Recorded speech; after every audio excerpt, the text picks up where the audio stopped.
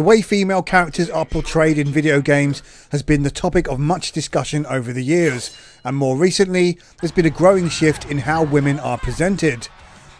This change of perspective has been born in relation to more females playing video games than in the past, where the activity was strictly seen as male dominated. And yes, despite what some figures might show, most non-casual games are played predominantly by males, although the numbers of female gamers is growing. But what does this actually mean, and are we seeing an obvious cultural division being challenged, especially when looking at Western and Asian developed titles? While some Japanese developers are looking at the numbers and perhaps catering towards Western sentiment with their character portrayals, it seems most are sticking with their tried and trusted designs.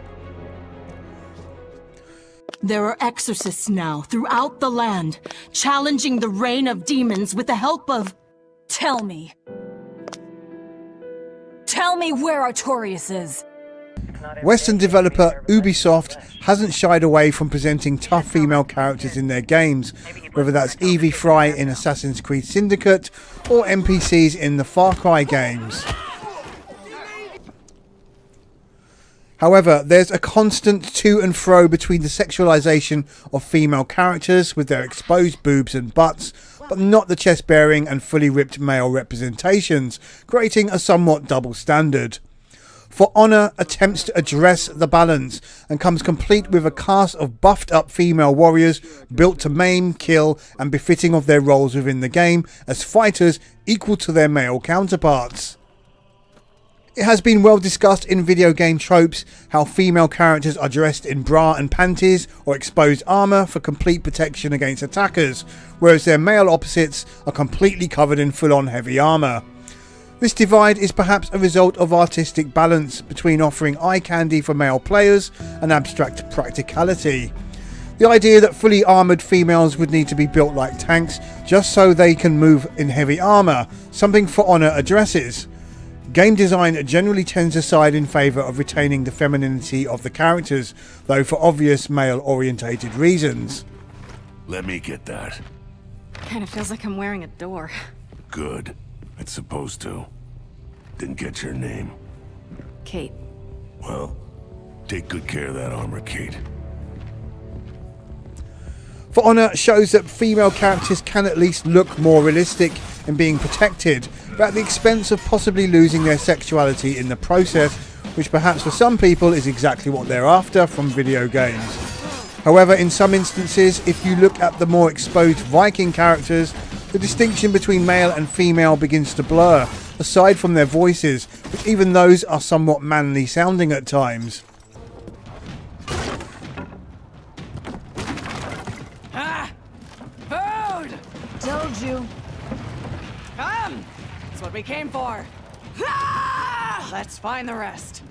For our people. Raider!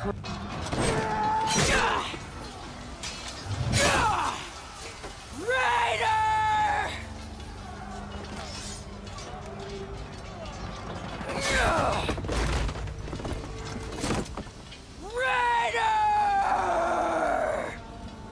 Throughout For Honor's story mode, you can begin to see a picture of non-sexualized warriors, tough and mighty, but perhaps not really offering any difference from their male counterparts in terms of their behaviours.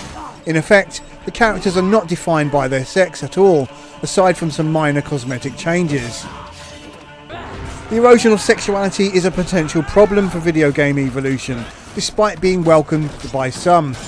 Once sexuality is removed from the female character and no other feminine actions are explored to maintain a defined difference between the two sexes, what we end up with are male character tropes presented in female skins.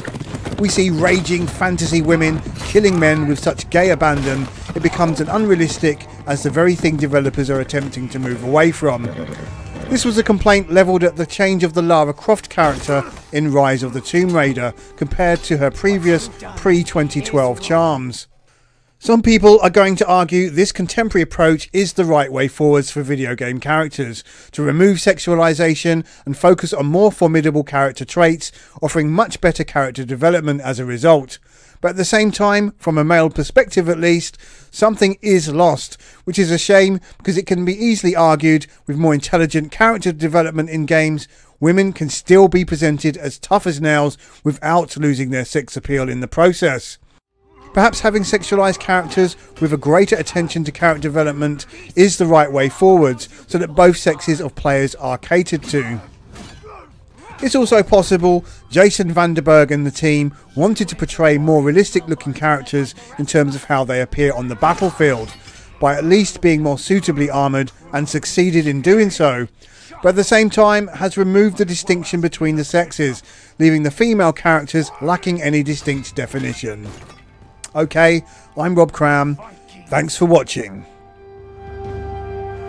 So that's a no? Valhalla.